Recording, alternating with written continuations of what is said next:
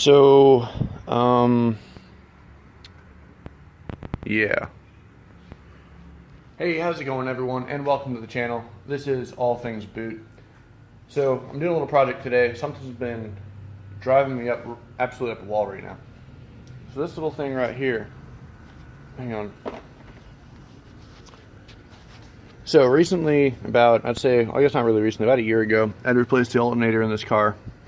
And as you can see, it's located in a super inconvenient spot. So I had to pull the turbo off, and just drain the entire coolant, because there's a coolant line running right through here. To get to that, take off the throttle body. It's kind of a pain in the butt. Anyways, while I was at it though, I've heard that a lot of times your idler pulley, which is this right here, tensioner pulley, will go bad on you. So I was like, okay, so I'll do some preventative maintenance while I have this thing off. While I was at it, I changed the belt as well. And I was like, I'll go ahead and get this replaced. So I went over to AutoZone, picked up a new belt, picked up a new alternator, and while I was at it, I was like, all right, cool, let me pick up a tensioner pulley. So here's the issue. Let's get the tensioner pulley out real quick, which is, just kidding, my bad. It's over here.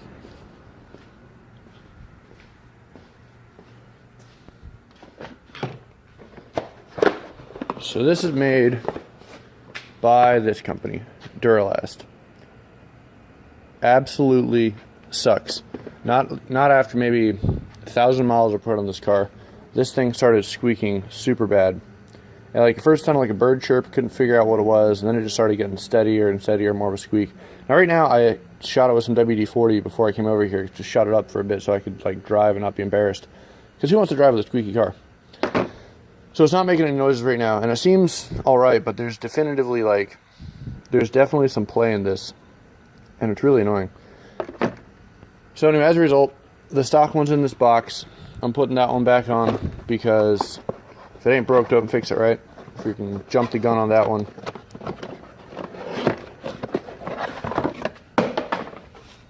And here's the stock one.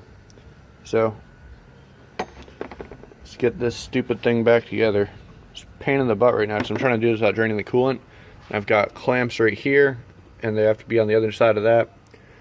It's kind of a pain. And then this turbo, I don't really want to unbolt it, because I can't really get a wrench into like some of these spots, especially on the other side, like back in here. So I just decided to undo the bottom exhaust pipes and then just kind of wiggle it. It's heavy. Wiggle it out of the way. Yeah. So let's go into the car real quick if you're curious.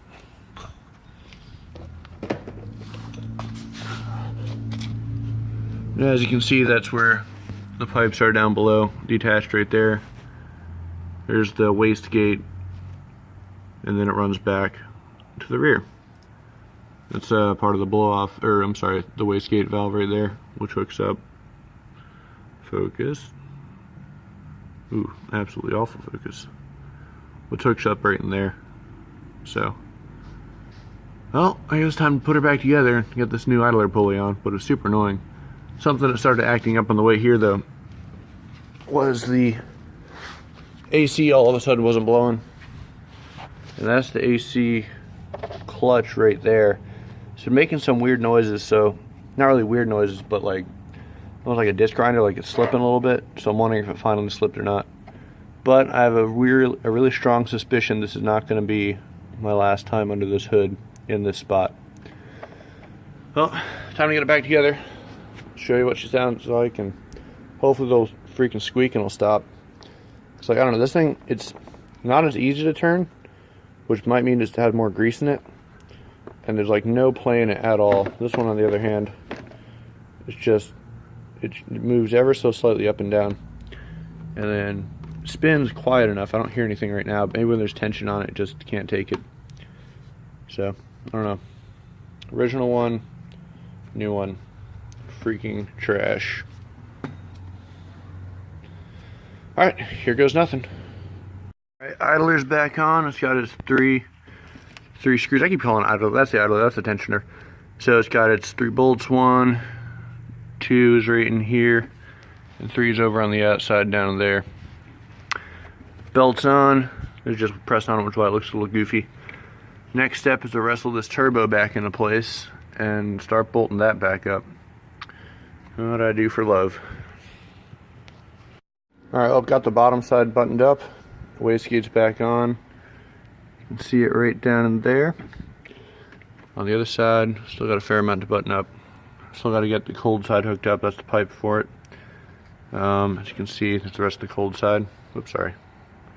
There you go. Exhaust side, I still got this clamp to fiddle with and put that back together.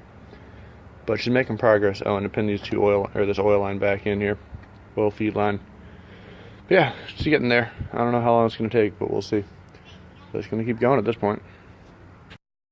So that's where the intake goes. Filter's right there. It's going on in a minute. Turbo's all putting back together. It's pretty late outside right now. So that's all buttoned up down that side. I still got the intake manifold that goes right there into the actual manifold itself.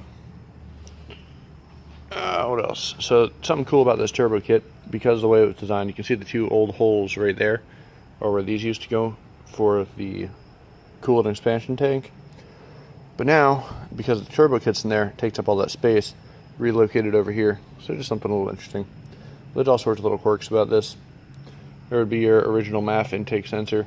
I was trying to figure out where they got this tube from, but I'm almost positive at this point, after looking at it, that it's probably just a cold air pipe that was just modified to be worked with this kit. Because when you look for it online or try to find this kit, it doesn't have this part. It goes to your stock air box, which is located right here. Yeah, just all sorts of little cool, neat little stuff that keeps popping up. So far so good though. Almost done, and then we'll take it off the jack stands, which is on right now, because obviously it's not that high. And then we'll keep going. So here we go back to some more putting stuff back together. Go, button back up and back together. See how it goes. Yeah, success.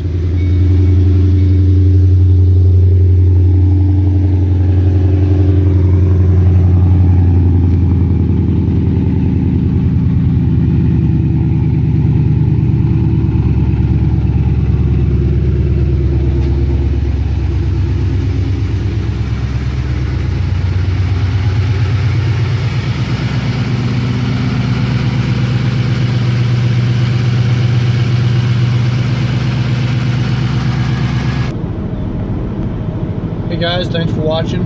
That concludes everything that went on today. Unfortunately, another issue came up. I'll explain in the next video. Super frustrating though. Well, at least the squeak is gone, so that's good. Anyway, thanks for watching. I hope you guys have a great day. Don't forget to like, subscribe, and I'll see you next video. Have a wonderful day.